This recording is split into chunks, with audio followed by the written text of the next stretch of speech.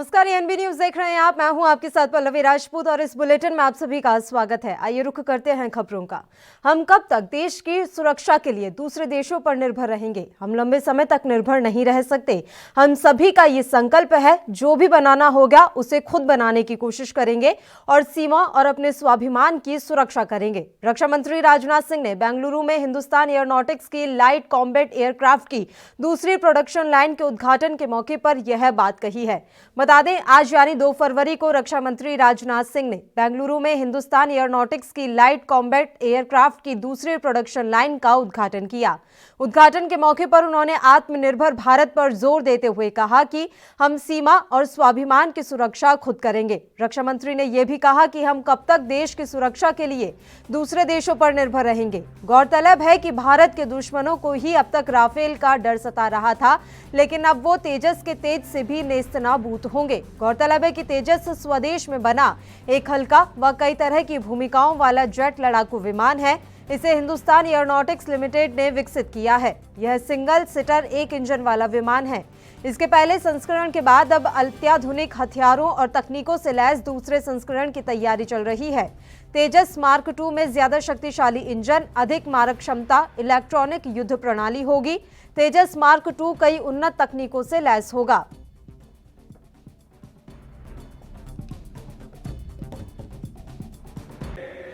इस बात की कि एचएएल की जो यहां पर नई मैन्युफैक्चरिंग यूनिट बनने जा रही है, वह हिंदुस्तान एरोनॉटिक्स लिमिटेड यानी एचएएल, इंडियन एयरफोर्स और साथ ही साथ आत्मनिर्भर भारत का जो हमारा यह कैंपेन है, इन तीनों को यह ताकत देगा, तीनों को यह मजबूती देगा। मेरा यह पूरा विश्वास है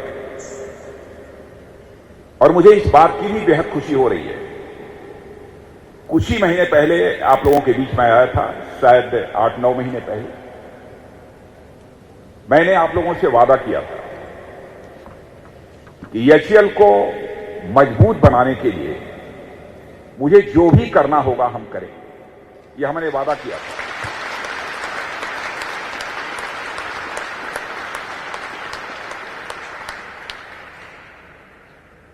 और मैं मानता हूं कि आप लोग इस बात से सहमत होंगे कि मैंने अपने वादे को पूरा किया। और इस मसले पर चर्चा की शुरुआत कर लेते हैं। हमारे साथ रक्षा विशेषज्ञ प्रफुल्ल बख्शी जी इस समय लाइव जुड़े हुए हैं। प्रफुल्ल बख्शी जी, बहुत बहुत स्वागत है आपका एएनबी न्यूज पर।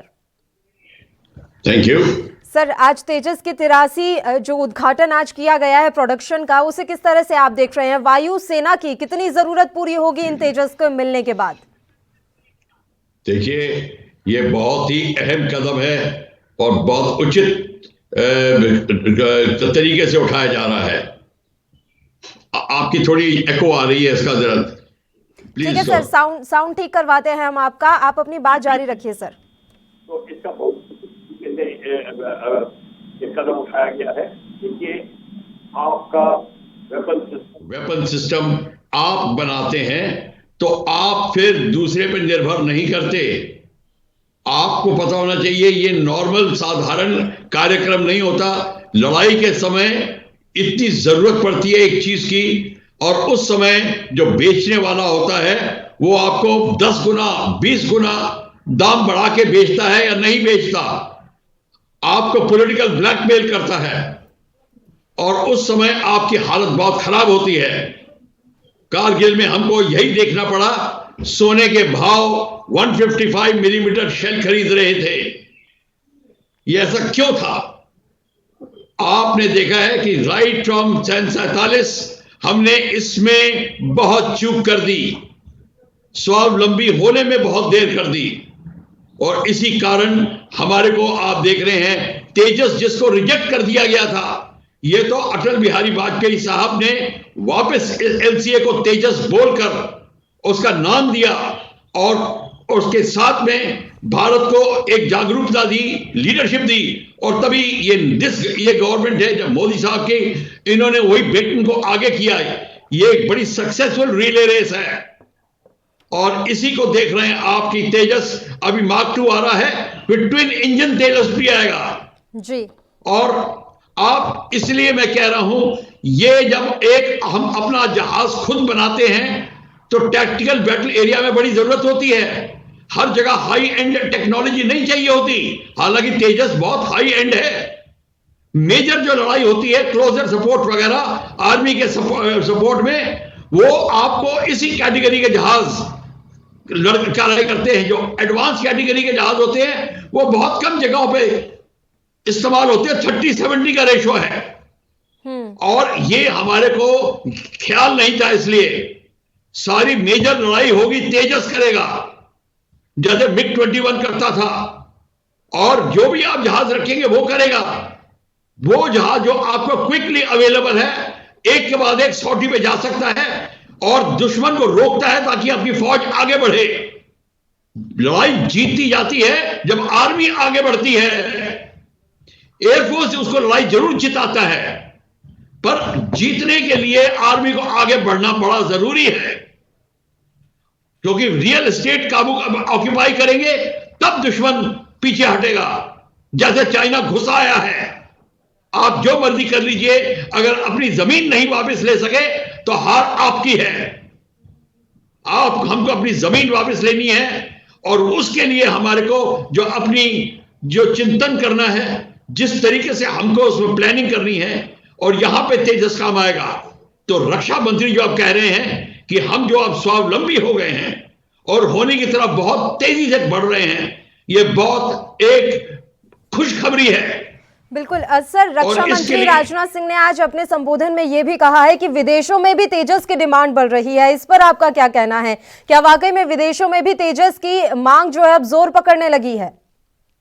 बिल्कुल पड़ेगी। जब आप अपने तेजस को दिखाओगे, उसके कर्तव्य को दिखाओगे, उसके तेज को दिखाओगे, तब आप होगा। अब एक्सरसाइज होगी, अभी जॉइंट एक्सरसाइजेज में तेजस भाग लेगा। जैसे सारी दुनिया की एयरफोर्स इंडियन एयरफोर्स के साथ क्यों जॉइंट एक्सरसाइज करती हैं? वो इसलिए करती है कि हमारा स्टैंडर्ड बहुत हाई है, और जब उसमें तेजस का आप एडिशनल होगा, तेजस का एडिशन होगा, फिर आप देखेंगे कि किस तरीके से तेजस का नाम हर जगह जाएगा। एज इट इज अभी भी लोग तेजस की बात करने लगे हैं जी। हमारी जो चिंतन में, हमने ये पॉलिसी में ये लिखा ही नहीं था कि हम ये कार्यक्रम करने हैं, क्योंकि हमारे को सोच करने वाले जो हैं मिनिस्ट्री ऑफ डिफेंस में, वो हमारे फौजी होते नहीं हैं जो इस तरीके की सोच की बात कह सकें। लोग वहां पे other political activity, political movements और थिंकिंग उसकी बात करते हैं, जिससे लड़ाई का कोई ताल्लुक नहीं होता। और इसलिए आप देख रहे हैं कि आपकी जो फौज है वो हर वक्त जिस समय लड़ाई में जरूरत पड़ती है तो आपके रक्षा मंत्री भागे हुए बाहर जाते हैं। 20 MiG-29 लाएंगे, 12 सुखोई लाएंगे। ऐसे नहीं होती लड़ाई। आपको तो पूरा का पूरा, जैसे चाइना 85% इक्विपमेंट उसका अपना बनाया है, और सारे देश की जो भारत के चारों तरफ बेच रहा है, बांग्लादेश को, म्यांमार को, श्रीलंका को, पाकिस्तान को, सबको वो बेच रहा है। तो इसीलिए उसकी फॉरेन पॉलिसी तगड़ी है, और इसीलिए वो आपको हर जगह से घेरा हुआ है। उसने गलवान में घुसा हुआ है, नेपाल से अपनी जमीन छिनवा रहा है, बांग्लादेश को आपसे अलग कर रहा है, श्रीलंका को उसने हमन तोता ले लिया है, मालदीव में घुसाया है। ये प्रॉब्लम है। बिल्कुल सर, अगर हम स्वदेशी तेजस की बात करें तो इसमें क्या कुछ विशेषताएं हैं, किस तरह से इसे अपग्रेड किया गया है, इसके बारे में भी हम आपसे जानकारी चाहेंगे।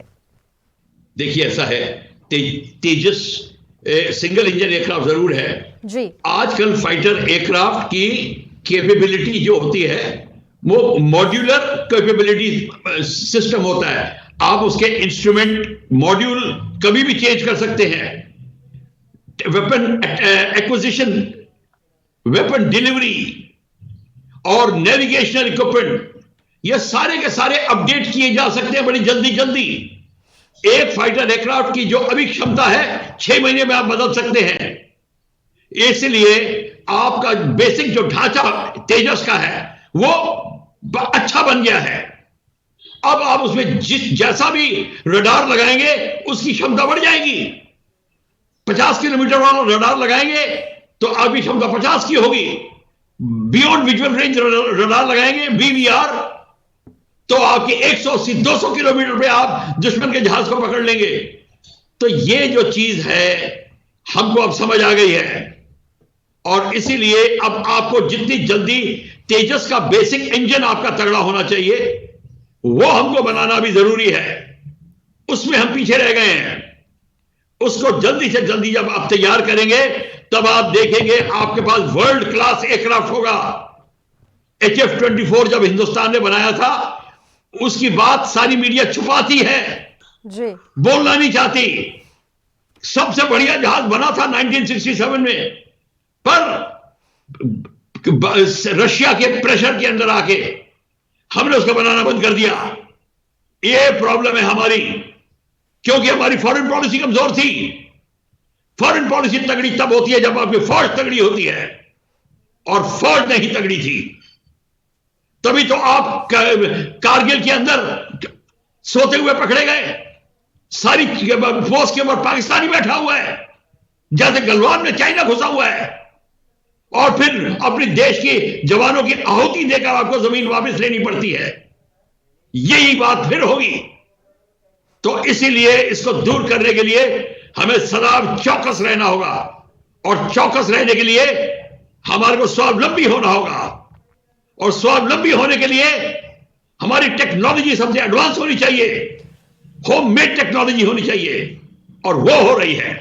सर देखिए, रक्षा के क्षेत्र में आत्मनिर्भर बनने की शुरुआत आपको नहीं लगता कि बहुत पहले ही कर देनी चाहिए थी? अब जिस तरीके से जोर दिया जा रहा है स्वदेशी उपकरण, आत्मनिर्भर रक्षा के क्षेत्र में होने का, ये जोर पहले से ही दे दिया जाना चाहिए था। आप बिल्कुल ठीक कह रही हैं, मेरे मुंह की बात छीन रही हैं जी। हमको तो आज से 50 साल पहले हो जाना चाहिए था। उस समय जबकि हम सोते हुए पकड़े गए थे 1962 में चाइना के खिलाफ, हमारी एयरफोर्स को हमने जो थी उसको भी हटा दिया, क्योंकि हमारे को पता ही नहीं था कैसे काम करना है, कार्य प्रणाली नहीं पता थी। हमारी फौजी मुंह बंद रख के रखते थे, क्योंकि प्राइम मिनिस्टर नेहरू के आगे कोई बोल नहीं सकता था। यह प्रॉब्लम थी। अब वो चेंज हो रहा है। अब आप स्वावलंबी बन रहे हैं, टेक्नोलॉजी अपनी आपकी हो रही है जी। आपको पीछे नहीं देखना पड़ेगा। बिल्कुल, लगातार इस दिशा में हम आगे बढ़ रहे हैं कि हमारी टेक्नोलॉजी जो है वो अपग्रेड होती रहे, और इस तरह की नीतियों पर सरकार काम भी कर रही है। सरकार की विदेश नीति को इस समय आप किस तरह से देख रहे हैं सर? जैसे अभी आपने बोला था कि उस समय जो है हमारी विदेश नीति इतनी अच्छी नहीं थी कि हमने रशिया के दबाव में आकर हमारे ही सबसे अच्छे जहाज का प्रचार नहीं कर पाए, उसे दुनिया के सामने नहीं ला पाए। अब वर्तमान में क्या स्थिति आप देख रहे हैं विदेश नीति की? आप अपनी विदेश नीति देख रहे हैं खुद जी। आप खुद जरा थोड़ा सोचना शुरू करिए। कब अगर कोई लीडर ये कहता है कि हम लड़ते नहीं हैं जी, आप लड़ते क्यों नहीं है? हर बार तो दुश्मन आपके यहां घुसा है, बिल्कुल, और दुश्मन को घुसने से पहले आपको उसको मारना चाहिए। हमें कभी नहीं ये बोलना चाहिए कि हम पहले लड़ाई नहीं करते। हम लड़ाई तब करते हैं जब हम पे हमला होने वाला होता है। अगर हमने ये सब कुछ कर दिया होता तब आप देखते कि आपको चीन घुस ही नहीं सकता था। देखिए विस्तारवादी का मतलब क्या होता है। विस्तारवादी सारे भारत के राजा थे। हमारी संस्कृति में विस्तारवादी था। अशोका, चंद्रगुप्त, स्कंदगुप्त, कोई भी, कनिष्का ने सारे चीन पे अधिकार किया हुआ था। रानी केकई कश्यप सागर से आई थी। सुमात्रा, जावा सारे आपके अधीन था। किससे कहा कि हम भारत में रामचंद्र हुए, अश्वमेध यज्ञ किया, एक ने नहीं सारे राजाओं ने किया। बिल्कुल सर, आपको रोक रही हूं मैं यहाँ पर, थोड़ी देर के लिए रोक रही हूँ आपको। एक छोटे से ब्रेक के लिए हमें बुलेटिन में रुकना है, फौरन हाजिर होंगे।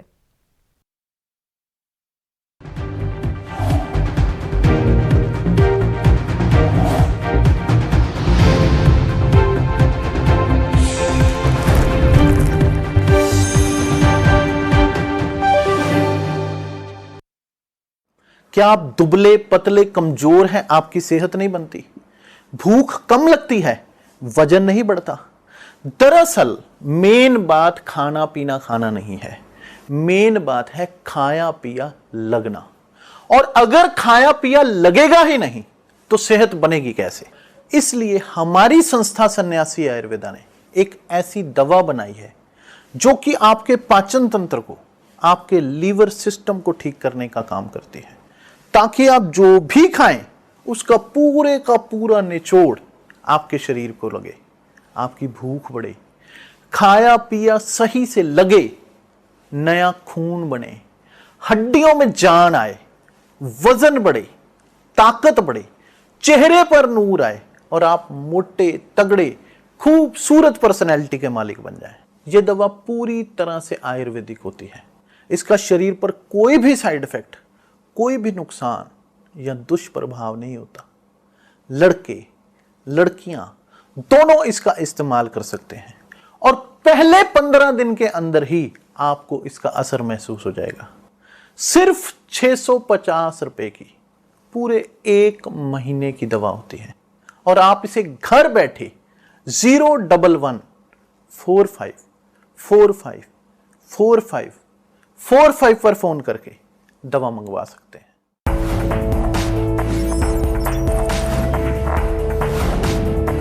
कम ब्रेक और ज्यादा खबरों के साथ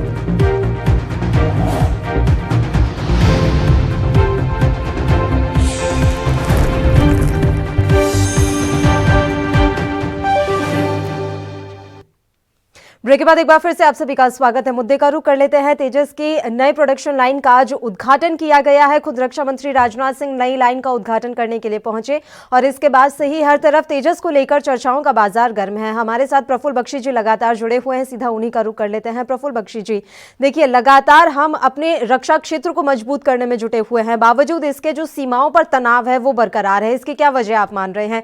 क्यों सीमाओं पर तनाव कम होने का नाम नहीं ले रहा, जबकि हम रक्षा के क्षेत्र में लगातार आगे बढ़ रहे हैं और स्थिति मजबूत करते जा रहे हैं? देखिए ऐसा है जी, आप रक्षा के क्षेत्र में बढ़ रहे हैं, बहुत अच्छी खबरी है।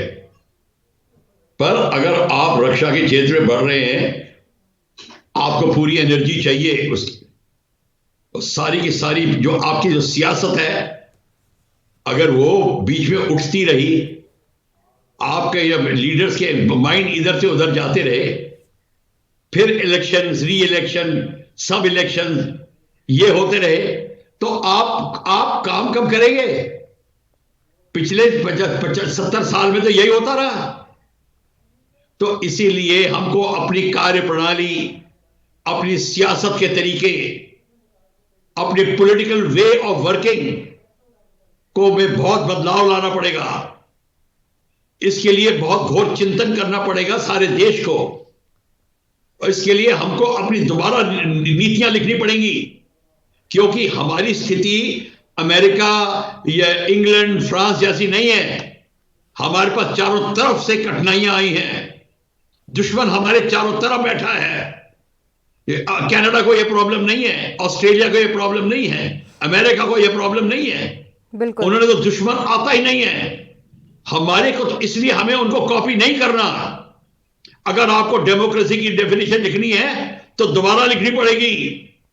आपको किस तरीके से कंट्री चलानी है वो सिर्फ इंडिया स्पेसिफिक होनी है और किसी की हमें नकल नहीं करनी। इसीलिए आपको जब दुश्मन देश बाहर बैठा हुआ है, चाइना, और आपकी पूरी की पूरी जो पॉलिटिकल थिंकिंग है वो होम प्रॉब्लम में निकल रही है कि बाहर गोलियां चल रही हैं और यहां पे सास बहू के झगड़े हो रहे हैं घर के अंदर। ये कैसे हो सकता है? ये हमको बदलना पड़ेगा। सब देशवासियों को एकजुट होकर सोचना पड़ेगा। ये हमारी है पॉलिटिकल थिंकिंग। फिर आपको आती है रक्षा की बात जी। जितनी जल्दी टेक्नोलॉजी आप बाहर से ला सकते हैं और मेक इन इंडिया के तहत डेवलप करें। चाइना को कॉपी करिए, चाइना ने ऐसे किया था, रशिया को ठेंगा दिखाया था कि हमने ले लिया, जो करना कर लो। हमारे को इतनी हिम्मत होनी चाहिए, या तो हम हमारे अपने साइंटिस्ट इतने अच्छे उनको लगाएं, उनको बाहर ना जाने दें और देश की उन्नति में लगाएं। अगर उनको ज्यादा तनख्वाह देनी पड़ती है दीजिए, उनको वही स्थिति दीजिए जो अमेरिका में मिलती है उनको, ताकि हमारा जवान बाहर ना जाए। ये हमारे को सोचना पड़ेगा। ये 1952 की सोच खत्म करनी पड़ेगी। ये 2022 आ गया है, इसीलिए हमारे को अब बहुत बदलाव लाने पड़ेंगे। तो जब आपने पूछा कि टेक्नोलॉजी डेवलपमेंट हो रही है और दुश्मन क्यों आता जा रहा है, क्योंकि हमारी नीतियां गलत हैं। जैसे मैंने बोला कि चाइना घुस रहा था, आपको उसी टाइम रोकना चाहिए था। रशिया ने आपको झूठ बोला, उसने कहा कि ये तो चाइना एक्सरसाइज कर रहा है। क्यों झूठ बोला उसने आपको? और फिर भी आप उसके लल्लो चप्पो करते हैं, क्योंकि हम कमजोर हैं। कमजोरी आदमी ही ऐसा कार्यक्रम करता है। तो हमको सबसे पहले ताकतवर होना है, और ये कैरेक्टरिस्टिक्स हमको अपने बच्चों में लानी पड़ेगी। तब वो उठ के खड़े होकर स्वाभिमान के साथ ऊपर देखेंगे। नहीं तो अंग्रेजों के सामने आगे झुके झुके रहे, वो झुके झुके ही रहेंगे। आप कि राय बहादुर और राय साहब की उपाधि लेके चुप करके सो जाएंगे। अब हमारे जागरूकता के दिन आ गए हैं, और नई जो लीडरशिप मिली है भारत को, इसका हमें फायदा उठाना चाहिए और अपने लीडर्स के हाथ तगड़े करने चाहिए। ये नहीं कि सियासत करके उसको गिराने की सोचते रहो। ये सोच बहुत गलत होगी हमारे लिए। बिल्कुल। और इसलिए चाइना आपके दरवाजे पे खटखटा रहा है चारों तरफ से। उत्तराखंड में आ रहा है, हमको अभी तक नहीं पता क्यों आ रहा है। उसकी हमें चिंतन करके दूर करना पड़ेगा। बिल्कुल सर, आखिरी सवाल है, स्वाभिमान होना होगा हमें। ये भाषण दिया गया है रक्षा मंत्री राजनाथ सिंह के द्वारा, कैसे बनेंगे हम स्वाभिमान, कैसे लाएंगे स्वाभिमान, जब इतनी सारी समस्याएं हमारी चौखट पर खड़ी हुई हैं और लगातार ये बात कही जा रही है कि सरकार को अपनी नीतियां बदलनी होंगी, तो सरकार इन नीतियों पर ध्यान क्यों नहीं दे रही? क्या अभी भी किसी दबाव में हम हैं? मेरा सीधा सा सवाल है सर, क्या अभी भी कोई दबाव है?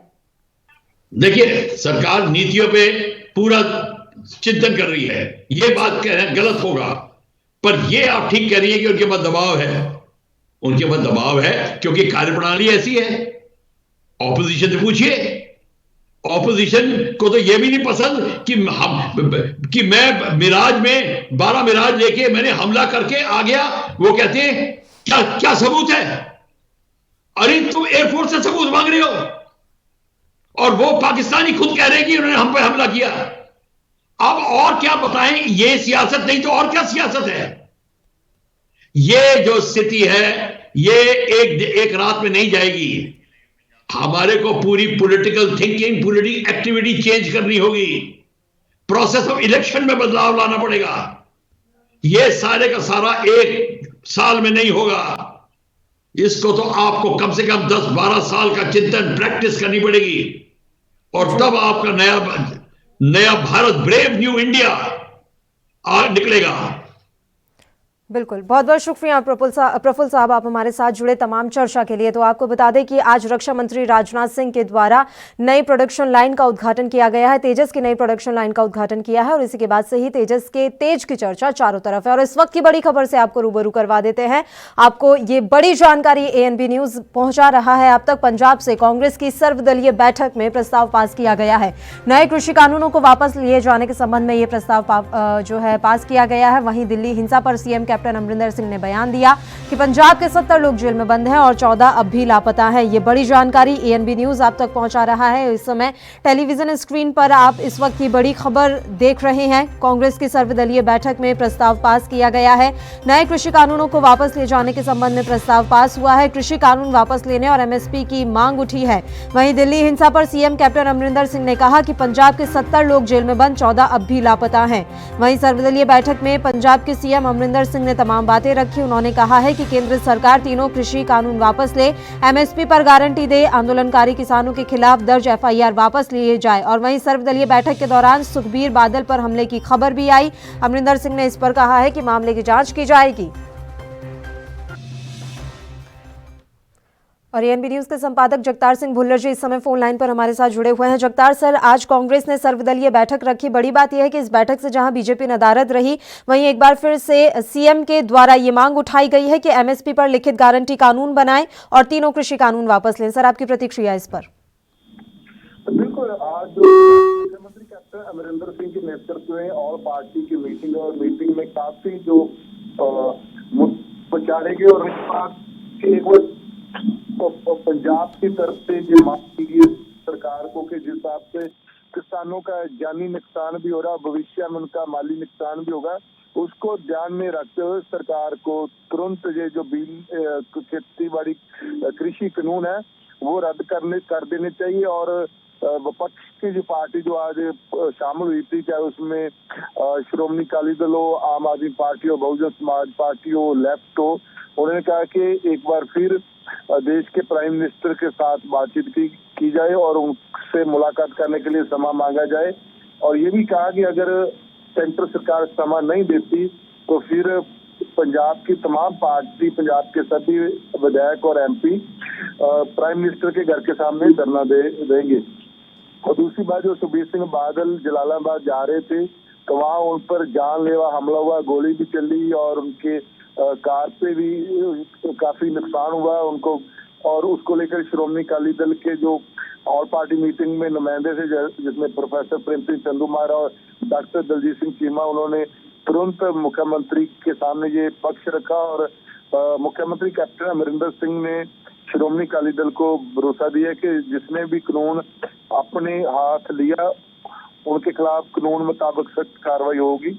और रही बात आम आदमी पार्टी, जो सुबह 11 बजे से मीटिंग शुरू हुई और 3 बजे के करीब खत्म हुई, उन्होंने बाद में मीडिया से बातचीत करते हुए कहा कि हमने बाइकआउट किया क्योंकि हम चाहते हैं, आम आदमी पार्टी चाहती है कि पंजाब सरकार जो दिल्ली में बिल्कुल सर, एक बार फिर से कृषि कानूनों को वापस लेने की मांग यहाँ पर उठाई गई है। बहुत बहुत शुक्रिया भुल्लर सर, आप हमारे साथ जुड़े तमाम जानकारी देने के लिए और तमाम चर्चा के लिए।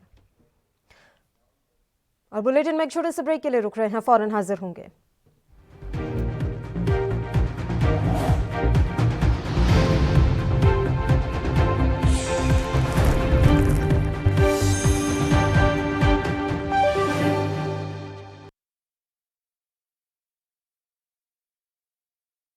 क्या आप दुबले पतले कमजोर हैं, आपकी सेहत नहीं बनती, भूख कम लगती है, वजन नहीं बढ़ता?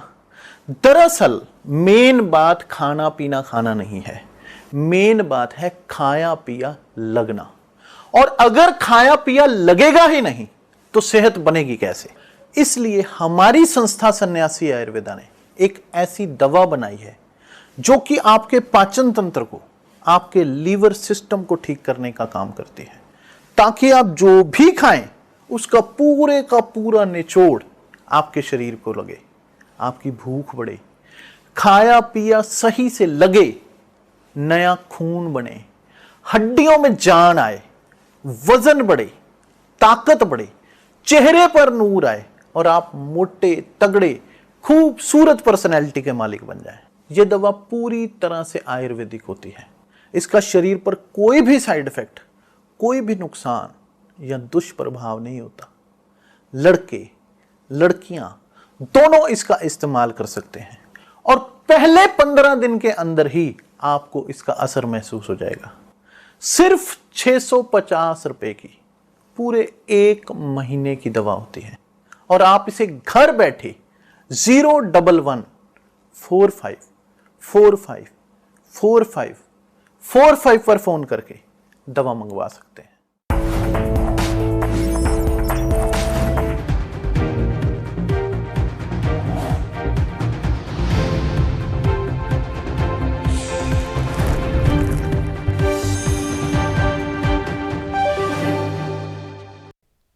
ब्रेक के बाद एक बार फिर से आप सभी का स्वागत है और इस वक्त की बड़ी खबर से आपको रूबरू करवा देते हैं। सीबीएसई 10वीं और 12वीं बोर्ड की परीक्षाओं की डेट शीट जारी कर दी गई है। 4 मई से एग्जाम होंगे। Central board of secondary education के 10वीं और 12वीं के स्टूडेंट्स का इंतजार आखिरकार खत्म हुआ।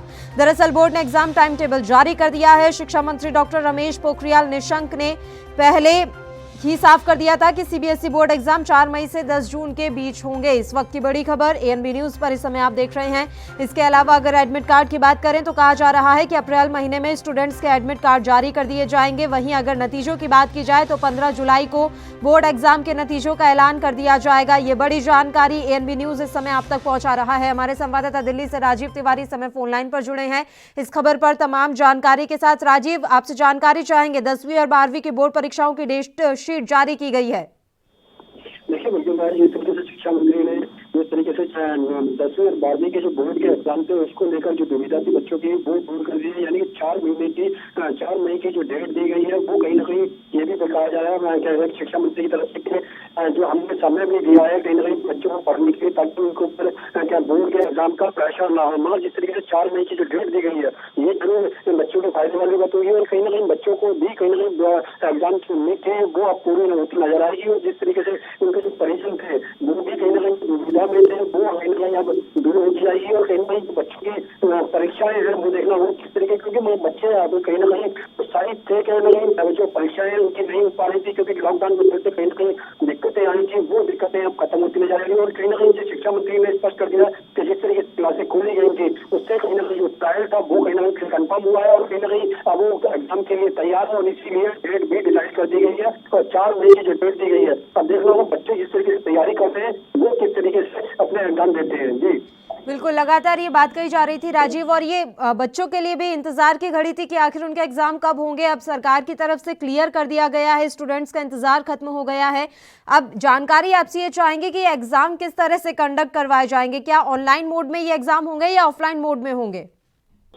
देखिए बिल्कुल जिस तरीके से बात करें क्या एग्जाम की तो एग्जाम बिल्कुल तैयार हो चुके हैं यहाँ तक कि बिल्कुल डेट डिसाइड कर दी गई है। मगर देखना होगा कि जिस तरीके से तो परीक्षाएं जो कम से कम ऑनलाइन की थी वो किस तरीके की है या फिर दूसरे तरीके की जो जैसे क्लासेस में होगी वो जरूर देखना होगा कि अभी सरकार किस तरीके की कोशिश कर रही है। किस तरीके से उनकी जो पहल थी वो कहीं ना कहीं बच्चों के लिए भी फायदेमंद रही है और बच्चे भी कहीं ना कहीं उम्मीद कर रहे थे कि परीक्षाएं होंगी और कहीं ना कहीं जो लॉकडाउन के चलते कहीं ना कहीं दिक्कतें आई थी अब वो दिक्कतें दूर होती नजर आ रही है। मगर जिस तरीके से शिक्षा मंत्री ने खुद स्पष्ट किया है कि वो बच्चों के हौसला के लिए भी उनको शुभकामनाएं देते हैं। मगर देखना है किस तरीके की परीक्षाएं बच्चे देते हैं अगर बच्चों के अंदर भी कहीं ना कहीं साथ जरूर है और बच्चे कहीं ना कहीं तैयार है कि परीक्षा के लिए। जी बिल्कुल, बहुत बहुत शुक्रिया राजीव तमाम जानकारी हम तक पहुंचाने के लिए।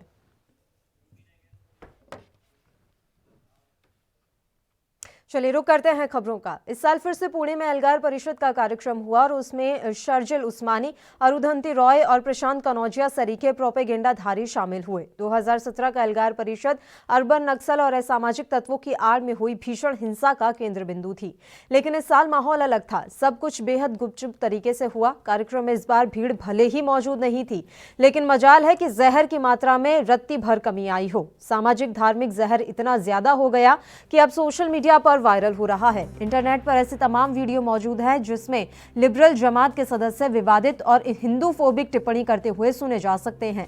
शर्जिल उस्मानी, जिसे हाल ही में उत्तर प्रदेश की पुलिस ने गिरफ्तार किया था और बाद में अदालत ने जमानत पर रिहा कर दिया था, उसने कहा कि आज का हिंदू समाज पूरी तरीके से सड़ चुका है, अभी वजह नहीं चाहिए, मुसलमान हो मार देंगे। शर्जिल ने उत्तर प्रदेश की योगी सरकार के लिए कहा कि यूपी प्रशासन ने पिछले 1 साल में प्रतिदिन 19 लोगों की हत्या की है। मरने वालों में सभी मुस्लिम या दलित थे। अब इन भाषणों की जांच का फैसला महाराष्ट्र सरकार की तरफ से लिया गया है।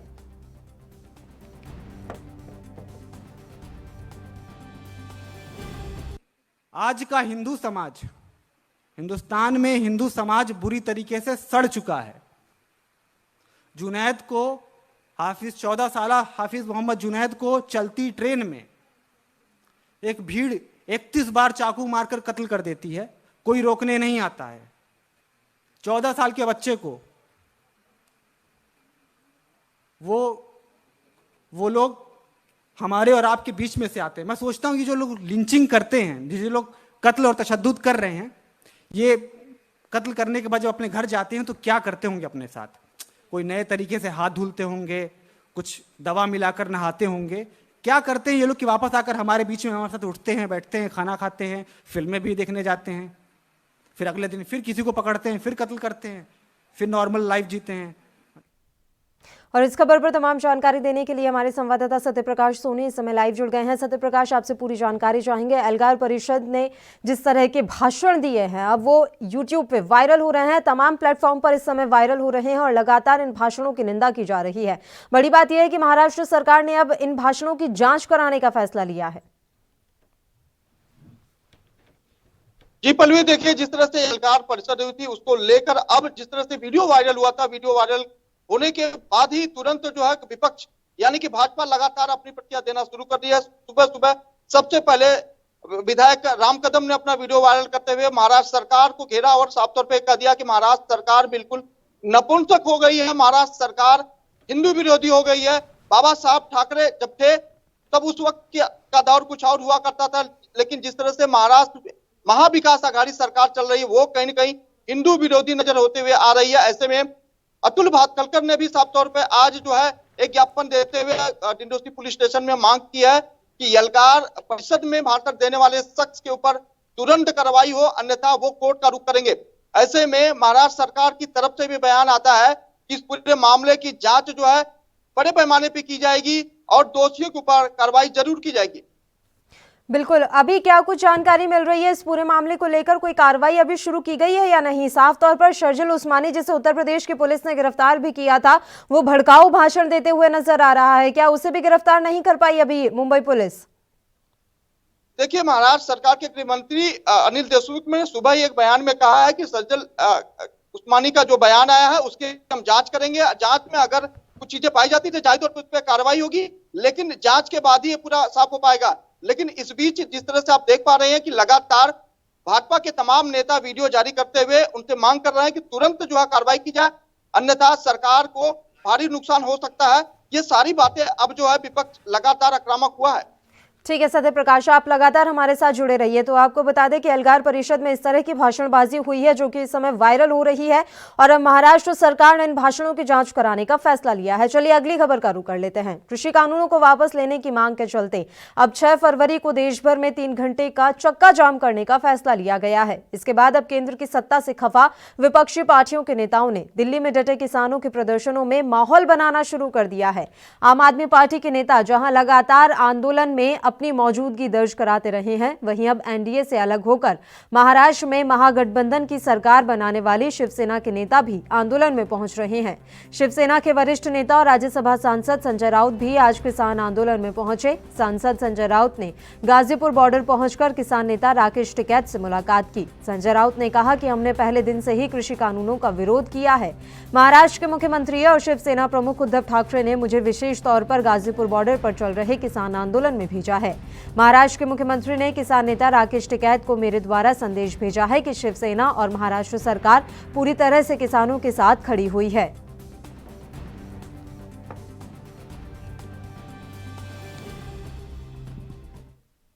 हमारे संवाददाता सत्यप्रकाश सोनी हमारे साथ लगातार जुड़े हुए हैं, सीधा उन्हीं का रुख कर लेते हैं। सत्यप्रकाश सोनी, ये साफ तौर पर नजर आ रहा है कि कृषि कानूनों का जहां विरोध चल रहा है वहीं शिवसेना जो है इन कृषि कानूनों के विरोध में ही है और किसानों के समर्थन में खड़ी नजर आ रही है। संजय राउत का आज गाजीपुर बॉर्डर पर पहुंचना क्या कुछ दर्शा रहा है? देखिए, संजय राउत साफ तौर पे पहले भी कह चुके हैं और अभी भी उनका कहना है कि भारत देश किसान प्रधान देश है, किसानों का सम्मान होना चाहिए। किसान अगर अपनी मांगों को लेकर अडिग है तो किसानों की बातों को लेकर देश की सरकार यानी प्रधानमंत्री को इस पर अमल विचार करना चाहिए। लेकिन इतने दिनों के बाद भी हमारा देश के प्रधानमंत्री ने इस पर अमल नहीं किया। इसकी वजह यह है कि प्रधानमंत्री नहीं चाहते कि किसान आंदोलन अपना खत्म करे। अब ऐसे में महाराष्ट्र सरकार भी पूरी तरह से किसानों के समर्थन में है। महाराष्ट्र सरकार साफ तौर पर कह चुकी है उनके साथ वाली गठबंधन के तमाम लोग भी उनके साथ हैं। चक्का जाम में शामिल होने की बातें साफ तौर पे कही है।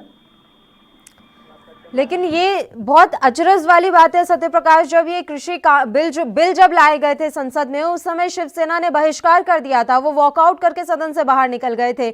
उस समय विरोध क्यों नहीं दर्ज करवाया गया? वॉकआउट का मतलब एक तरीके से यही होता है कि आप सीधे तौर पर ना सही लेकिन कहीं ना कहीं समर्थन जता रहे हैं। देखिए, महाराष्ट्र में जो है महाविकास आघाड़ी की सरकार है, 3 पार्टियां एक साथ उनके साथ काम कर रही है। ऐसे में कांग्रेस पहले से उनके साथ थी। दिल्ली में अगर देखा जाए तो आम आदमी पार्टी उनके समर्थन में थी, तो जाहिर तौर पर एनसीपी उनके साथ है। अब कहीं ना कहीं दोनों पार्टियों का दबाव है, इस वजह से शिवसेना लगातार जो है अब किसानों के जो आंदोलन में समर्थन करती हुई नजर आ रही। बिल्कुल सत्य प्रकाश, और अब साफ तौर पर संजय राउत वहां पर पहुंचे हैं, तो क्या ऐसा माना जाए कि अब एनसीपी और मुंबई कांग्रेस से भी कोई वहां पर जाएगा या महाराष्ट्र कांग्रेस से भी वहां कोई जाने वाला है बॉर्डर पर?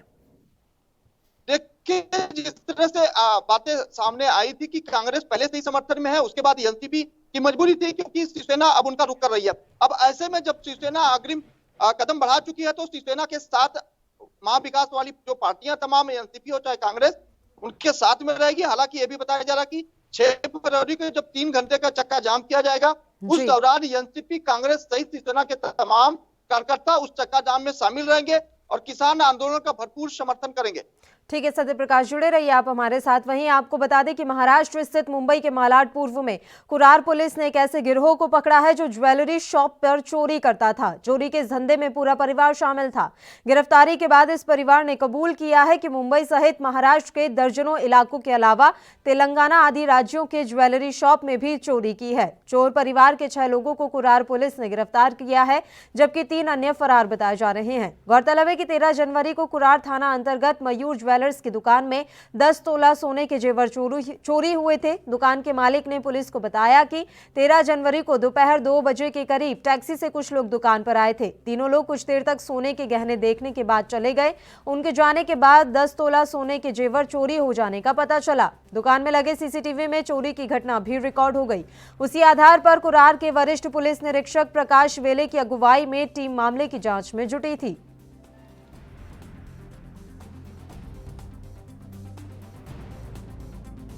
कुरार पुलिस स्टेशन में ऐसे एक कंप्लेंट आया था कि मयूर ज्वेलर्स जो कुरार विलेज में उसके दुकान में 3 आरोपी गए थे, जिसमें 2 महिला और एक पुरुष आरोपी था। उन्होंने ज्वेलर मालिक से गोल्ड लेने के बहाने वहाँ पे चोरी किया था और बाद में वो वहाँ से भाग गए थे। हम लोगों ने जब इंक्वायरी किया और सीसीटीवी फुटेज वगैरह इसका कंप्लेंट हमें मिलने के बाद हम लोगों ने केस रिकॉर्ड किया और जब हमने इसका इंक्वायरी करना चालू किया तो सीसीटीवी फुटेज से पता चला कि पर्टिकुलर एक टैक्सी से ये आरोपी भाग गए थे। तो हमने वो टैक्सी चालक का पता लगाया, उसको हम लोगों ने अरेस्ट किया और उसके पास हम लोगों ने जब इंक्वायरी किया तो उसके इंक्वायरी में बाकी आरोपी के बारे में उसने बताया। तो बाद में हम लोगों ने बॉम्बे से, पुणे और हैदराबाद, तेलंगाना से बाकी आरोपी को हम लोगों ने अरेस्ट किया। आरोपी मांजरी, पुणे के रहने वाले हैं। वैसे तो आरोपी हमेशा अपना एड्रेस वगैरह चेंज करते रहते हैं, इसके लिए उनको पकड़ने में बहुत दिक्कत होती थी। एक मिनट, इसमें रेखावाणी करके एक औरत थी। सत्य प्रकाश का रुख कर लेते हैं। सत्य प्रकाश, बड़ा गैंग यहाँ चोरों का जिसका पर्दाफाश मुंबई पुलिस के द्वारा किया गया है, पूरी जानकारी चाहेंगे। अब तक कहां इन लोगों ने चोरी की है और इनके गैंग में और कितने लोगों के शामिल होने का अंदेशा है? देखिए पल्लवी, मुंबई के पुणे इलाके में एक परिवार है, राजपूत परिवार कहते हैं। ऐसे में ये जानकारी मिली है कि पूरा परिवार चोरी में संलिप्त है। सिर्फ मुंबई पुणे की बात ना करें बल्कि महाराष्ट्र के हर जिले की अगर बात करें तो हर जिले में इस तरह के उनके खिलाफ 50 से ज्यादा मामले दर्ज किए गए जो चोरी के हैं। जिस तरह से मुंबई के कुरार पुलिस स्टेशन की हद में एक वारदात सामने आई थी जिसमें परिवार के ही 3 लोग, माँ, बेटे और बहू, तीनों दुकान में जाते हैं। जहां एक जो है माँ जो है ज्वेलरी देखती है, वहीं दोनों बेटे और बहू ज्वेलरी चुराने का काम करते हैं। इस तरह की क्रिया जो है लगातार सारे ज्वेलर्स के पास होती थी। ऐसे में कुरार पुलिस ने इस पूरे मामले में दबिश किया और दबिश के दौरान यह जानकारी मिली कि पूरा परिवार, बाप बेटे सहित उनकी बहुएं और तमाम जो रिश्तेदार है वो कहीं न कहीं चोरी के मामले में शामिल है। इतना ही नहीं, जानकारी ये भी मिल पा रही है कि पुणे में ये लोग रहते हैं, हर महीने अपना पता जो है बदल देते थे, इसी वजह से इनको पकड़ना बड़ा मुश्किल होता था। ऐसे में अब ये जानकारी मिल पा रही है कि लगातार महाराष्ट्र की पुलिस जो है अलग अलग जिले से इनकी तलाश कर रही है, जिसमें अब तक 2 लोगों को उनका तावा भी दिया जा चुका है। जी ठीक है, बहुत बहुत शुक्रिया सत्य प्रकाश सोनी तमाम जानकारी हम तक पहुंचाने के लिए। तो आपको बता दें कि मुंबई पुलिस ने एक ऐसे गैंग का पर्दाफाश किया है जो एक ही परिवार का है और कई चोरी की वारदातों में संलिप्त था। अभी इस गैंग के और भी सदस्यों की तलाश पुलिस कर रही है। इसी के साथ इस बुलेटिन में इतना ही। मुझे दीजिए इजाजत। देश प्रदेश की तमाम ताजा और अहम खबरों के लिए आप देखते रहिए ANB न्यूज। नमस्कार।